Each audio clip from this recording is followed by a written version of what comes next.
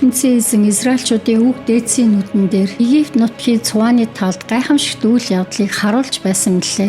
Зэгсэн тэнгисийн усыг тэр хоёр тийш нь яраад дундуур нь тэднийг гатлуулахдаа хуйларч давлгаасан усыг нь тэр чигтэн зогсоогоод ханан хэрэм мэт болгон харагдуулж байсан мөлий. Өдрийн цагт тэднийг үүлэн багнаар удирдан, шөнийн цагт галын дөлөөр дагуулan өөрөө удирдан жолоодсоор авч явсан мөлий. Цөөл газарт ертөнцийн эзэн хадан цохиог хаг цохин, хадны гүнээс ус ундран хамтлан тэднийг ундаалж байсан мөлий. Хадан цохионоос ундран гарсан ус нь гол мөрөн мэт урсаж байсан болоо. Гэвч ард түмэн түүнийг эсэргүүцсээр байлаа. Улам илүү гим хийсээр цөлд амьдарч байхдаа тэд дээдийн дээд эзнийхээ өдөөс эсэргүүцсэн болсон. Шунхайран өгүүлж байсан идэх юмаа шаардахтаа тэд сэтгэл зүрхнийхээ гүнд ертөнцийн эзнийг сорсон. Ертөнцийн эзний өөдөөс тэд эсэргүүцлийн үгээ хэлэхдээ хээр цөлд ирүүлчгээд бидний өмнө тэр зоогийн ширээ засах юм уу? Хад чулууг тэр хаг цохин уус ундруулад гол мөрөн мэт урсгаж байсан үнэн. Тэгвэл одоо бидэнд тэр тал хөвч чадах юм уу? Ард түмнээ тэр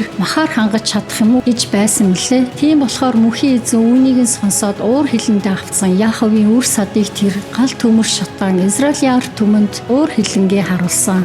Яагаад гэвэл тэд ертөнцийн эзэнд огт итгэхгүй байсан юм. Аврал өгөгч хүч чадалт нь огт найдахгүй байсан юм а. Гэвч тэр тушаалаа буулган хөх тэнгэрийг задлаад мана химих хоолыг бороо мэт буулган тэнгэрээс буулгасан үр тариаг тэдэнд тийхүү идүүлэхэд юр бусын элчин нарын хоолыг хүмүүн төрлөختөнд тэр үед хүртэж зооглосон мөлий.